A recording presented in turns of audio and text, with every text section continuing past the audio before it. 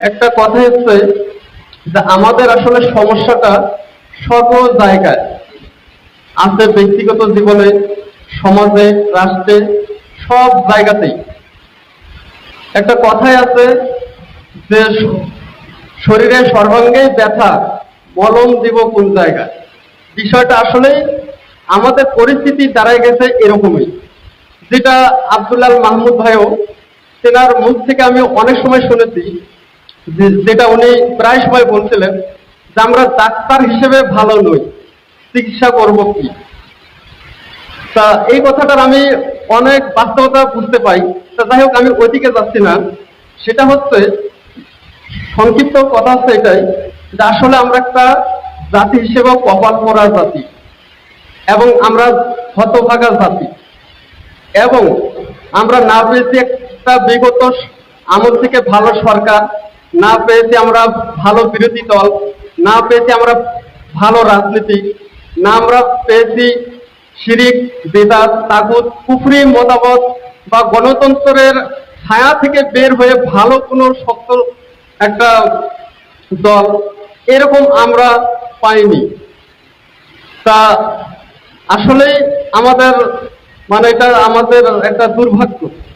না আমরা জানতে পেরেছি কোরআন ও সহিহ হাদিসের সঠিক তথ্য, না আমরা আসলে পেয়েছি সঠিক কোনো খেলাফত প্রতিষ্ঠা হবে কিভাবে বা দিন কায়েম হবে কিভাবে, এটার কোনো একটা সিস্টেম।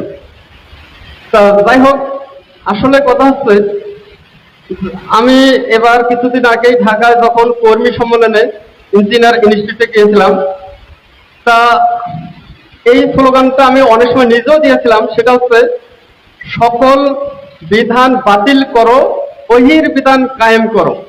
কিন্তু আমার সেখানে বারবার যখন এই স্লোগানটা আসছিল, আমার আসলে নতুন করে এটা বাস্তবতাটা খুব উপলব্ধি আসলো। কেমন করে? যে আমরা জানি যেমন যেটা আমরা বলে মুসলমানিত হয়, সেটা হচ্ছে কালেমা শাহাদা, যে লা ইলাহা, এটা মানে হচ্ছে কোনো ইলাহি নাই, ইল্লাল্লাহ মানে আল্লাহ ব্যতীত, আল্লাহ ছাড়া। তা আসলে সকল বিধান বাতিল করো মানে কি? আব্রাহাম লিঙ্কনের পদ্ধতি, আপনার লেনিনের বিধান, কার্ল মার্ক্সের বিধান, তারপর আমাদের রাষ্ট্রীয় সেগুলোর যত বিধান আছে সবগুলোকেই বাতিল করতে হবে আগে।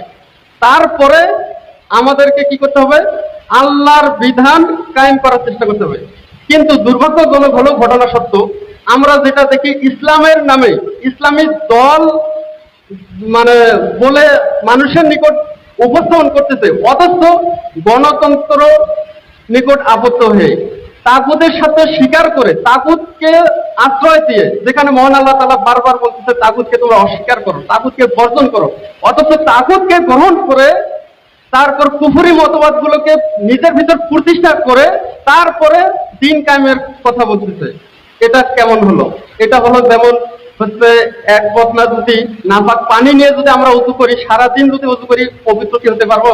হতে পারবো না। ঠিক তদ্রুপ ব্যবস্থাটা হচ্ছে ওইরকম, যে হারাম, যেটা হারামের উপর প্রতিষ্ঠিত হয়ে দিন কায়েমের কথা বলা হচ্ছে।